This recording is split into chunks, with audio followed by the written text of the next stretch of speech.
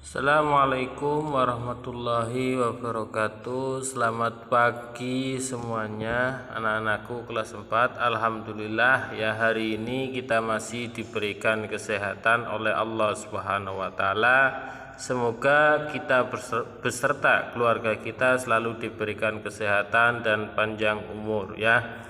Anak-anakku sekalian, hari ini kita akan belajar ya tema 6 subtema 2 pembelajaran yang keempat. Bicara masalah cita-cita, tentu kalian semua anak-anakku pasti mempunyai sebuah cita-cita atau keinginan nanti ketika sudah besar. Ayah, jika sudah besar nanti aku bercita-cita menjadi arsitek seperti teman ayah, Paman Fadli namanya. Apa sih hebatnya menjadi arsitek? Kamu mau tahu? Ayah akan menjelaskan padamu kehebatan seorang arsitek itu. Ayah Beni menunjukkan kepada Beni beberapa bangunan hasil karya arsitek. Candi Borobudur. Candi Borobudur merupakan candi Buddha terbesar di Indonesia. Arsiteknya bernama Gunadarma. Candi tersebut amat indah dan megah, dibangun tanpa perekat dan tanpa bantuan alat modern. Tak heran jika Candi Borobudur menjadi salah satu keajaiban dunia. Seorang arsitek juga berperan dalam menjaga lingkungannya, misalnya saat bekerja sama dengan insinyur teknik sipil dalam merancang Waduk Jatiluhur. Waduk Jatiluhur adalah kolam besar tempat menyimpan air untuk berbagai kebutuhan. Hasil karya kumpulan arsitek Indonesia ini memiliki banyak kegunaan. Di antaranya menampung dan mengalirkan air ke sebuah pembangkit listrik tenaga air PLTA sehingga dapat menghasilkan listrik. Waduk juga bermanfaat sebagai penyediaan air bersih dan irigasi yang diperlukan untuk mengairi sawah. Waduk ini juga sebagai pengendali banjir. Jembatan Suramadu adalah jembatan yang menghubungkan Pulau Jawa dan Pulau Madura.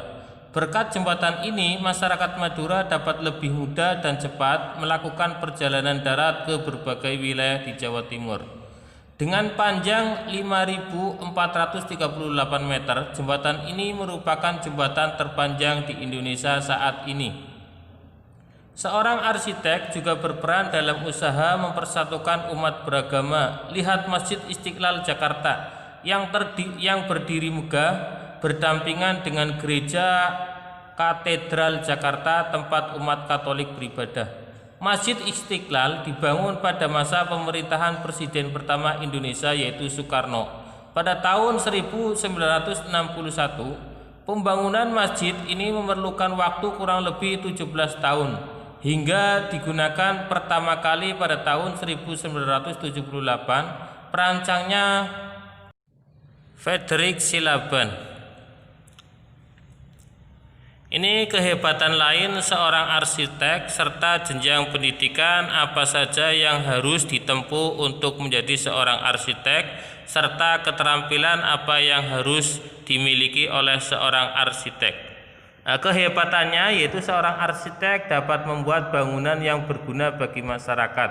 Jenis pendidikannya, untuk menjadi seorang arsitek diawali dengan pendidikan sarjana S1 di lembaga perguruan tinggi yang menyelenggarakan program studi arsitektur. Umumnya pendidikan sarjana arsitek ditempuh dalam waktu 4 tahun.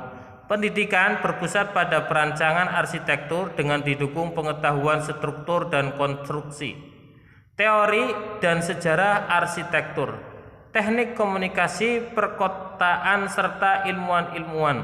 Pengakuan profesional sebagai seorang arsitek di Indonesia diberikan oleh Ikatan Arsitek Indonesia atau IAI yang menyelenggarakan program sertifikasi serta umum jenjang profesi arsitek terdiri dari arsitek pertama, arsitek madya, dan arsitek utama.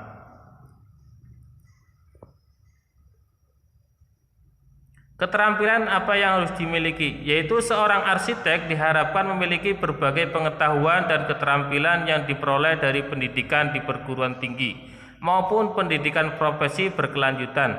Seorang arsitek harus memiliki kemampuan matematika, IPA, dan kesenian. Nah, ini contoh ya, indahnya keberagaman budaya Indonesia. Ini tentang gambar rumah adat daerah. Ya, di sini ada dua, terus kalian akan memperbandingkan, terus serta manfaat dan kegunaan rumah adat itu untuk apa. Terus persamaan dan perbedaan serta kegunaan dan manfaat rumah adat bagi masyarakat adat. Nah, ini contoh gambarnya. Manfaat rumah joglo. Bagian pendopo adalah bagian paling depan joglo yang mempunyai ruangan luas tanpa sekat-sekat. Bagian peringgitan adalah bagian penghubung antara pendopo dan rumah dalam. Bagian dalam adalah bagian tempat bersantai keluarga. Sentong adalah ruangan untuk tempat istirahat atau yang kita kenal ruang kamar. Gadok tengen terletak di samping kanan dan kiri atau terletak di bagian belakang rumah.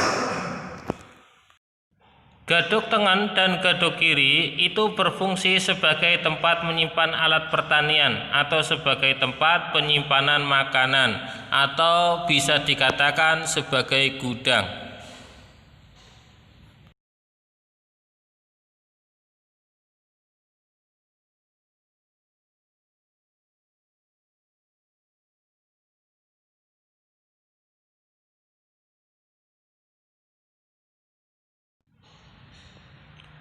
Masing-masing bagian dan ruangan dari krong badai ini memiliki fungsi dan manfaat masing-masing, antara lain ruang bawah panggung dari krong badai biasanya dimanfaatkan sebagai gudang, tempat penyimpanan bahan makanan, dan juga sebagai tempat bagi para wanita Aceh untuk melakukan aktivitas, salah satunya menenun kain.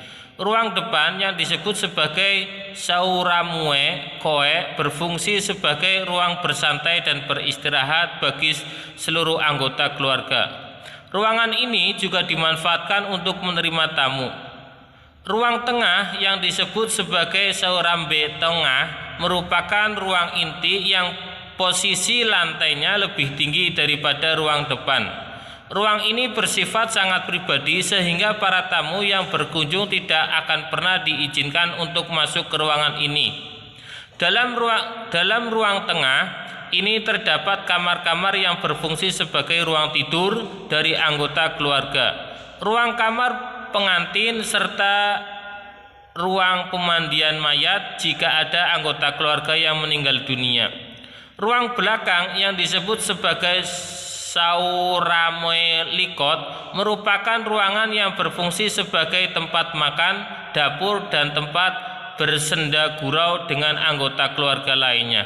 Lantai ruangan ini posisinya lebih rendah dibandingkan dengan ruangan tengah, baik ruang depan maupun belakang. Persamaan rumah adat bagi masyarakat adat adalah sama-sama rumah kebesaran para suku di Indonesia. Sedangkan perbedaannya adalah memiliki arsitektur yang bangunannya yang berbeda dan mempunyai sejarah berbeda.